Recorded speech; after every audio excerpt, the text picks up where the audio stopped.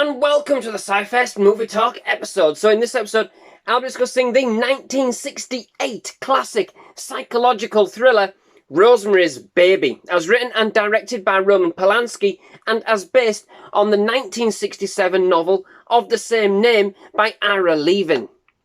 Before I get started with this review, I just wanted to give a big shout out to Shane Robbins, WPR, who requested this review. Shane is a YouTuber offering some riveting, thrilling, and more than often very entertaining races with Assetto Corsa, using a breadth of cars from the sleekest of racers right through to some quite oddball but memorable classics. Definitely worth sampling. So, if you do have a chance, do check out their channel. I will link to one of Shane's episodes at the end of this review, as I always do when I'm doing such reviews, and we'll also place a link to their channel in the video description below.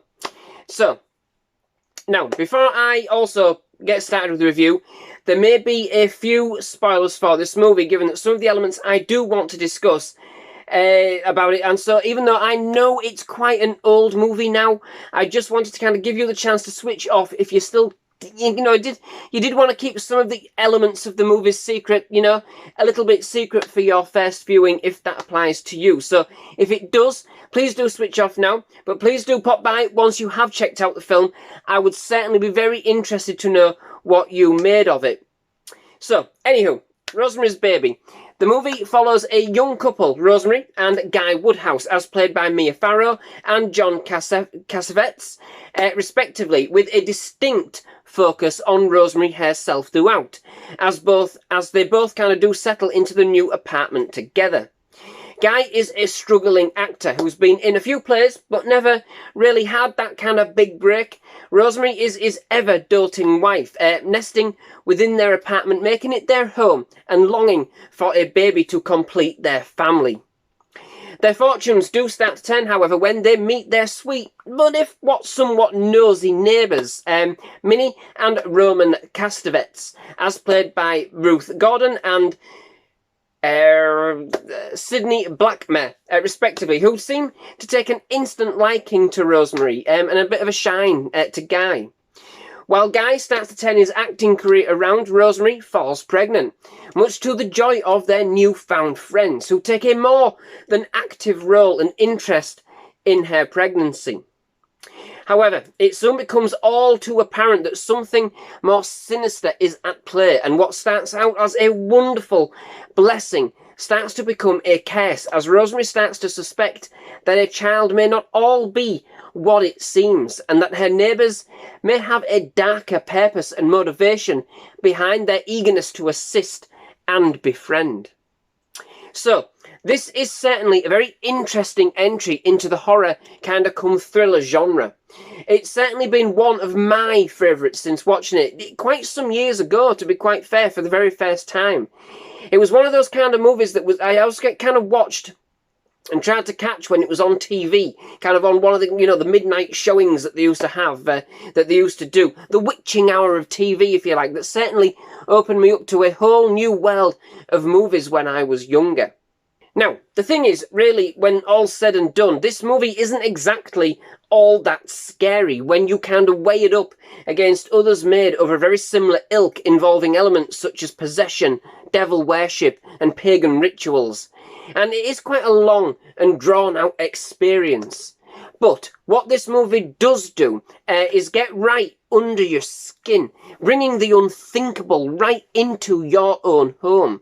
Bringing the inconspicuous and the seemingly inert into, a kind of terrifying truth that has more resonance with real-life terror and anguish than perhaps it actually does out-and-out horror. More so a drama than anything else. A deep dive into Rosemary as a character and her state of mind as the realisation of the terror that has befell her is slowly unravelled and unwrapped. Not quite perhaps what one would expect. It certainly has some dark elements for sure, some on a very personal and intrusive level. But this is more about the characters' interactions and ultimately Rosemary's decisions, which shape our expectations and perception of the danger that she has found herself in. Polanski's direction is slow, but calculated, methodical, never deviating away from its central character. Farrow is always in focus. We see this journey right through her eyes, telling Rosemary's story in the most intimate of ways, following throughout this disturbing and perturbed journey, which certainly chills to the core in its own distinctive and intricate way. The whole affair starts innocuously enough, albeit with a haunting theme which has kind of touches of sadness and longing. But then from this innocent beginning, we slowly delve into the more darker and invasive themes, touching on deeply personal and harrowing elements with real-world analogies to isolation, being drugged, rape, manipulation and coercion, all brought together, if you like, and to the forefront with some very disturbing visuals and imagery that, whilst being part of the overall deal with the devil and rooted within the supernatural and concepts of witchcraft, could have easily have been depicting an even more terrifying truth with an all-too-real connotation. But then weirdly, very weirdly, I do find that this film has a kind of softness to it all. As darkly macabre as it is, a fascinating delve into the occult, but with an interesting slant which speaks to the character's overall methodology and intent, especially when we do actually consider what we perceive their intentions to be, and indeed what they actually end up being.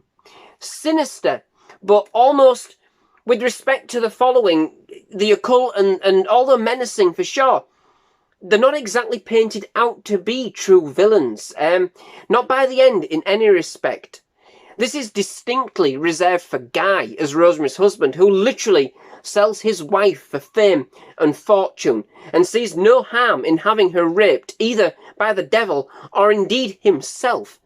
The others may be all too happy to help, that's their thing, but the film is careful to show that the allure of the occult, that there is that allure, you know, but never the fact that it is coerced or that they've coerced Guy in any way.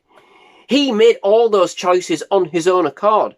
And I think paired with the torment of Rosemary herself, this is the real horror ingrained here.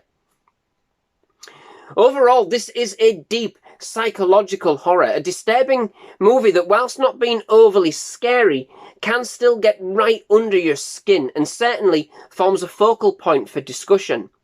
The focus is on Rosemary throughout, as it, Mia Farrow gives a tremendously invested performance, and she is quite something else indeed.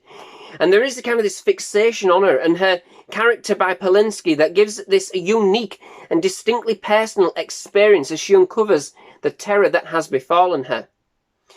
I'm not going to lie, it's slow, it's long, for a very little of a crescendo, really. Some could certainly, it could have been condensed, but it is, in the end, a deep dive into the turmoil and anguish suffered by Rosemary. It gives us time to kind of savour and really connect with Farrow's character on a very intimate level. There's more of a heavy emotional payoff and consideration as to the unique situation Rosemary finds herself in, which plays to her ultimate decision, which certainly turns around any expectations we may have had preconceived as this mystery unfolds. Certainly speaking to her state of mind and ultimately to Rosemary as a mother. It's a suspicious movie that's been succinctly presented throughout with a distinct vision from the start. Further from being a direct horror, it ends up being very much a dark and intensely intriguing mystery with that unflinchingly centres around its central character. So, that brings me to the end of this episode. Many thanks for watching. I do hope you've enjoyed it. If you have, please leave a like. Please do hit that subscribe button for more movie reviews, trailer reactions and other movie-related content. Absolutely loved having you here at SciFirst MovieTalk and definitely love to have you back. Most of all, just thank you very much for watching. Goodbye.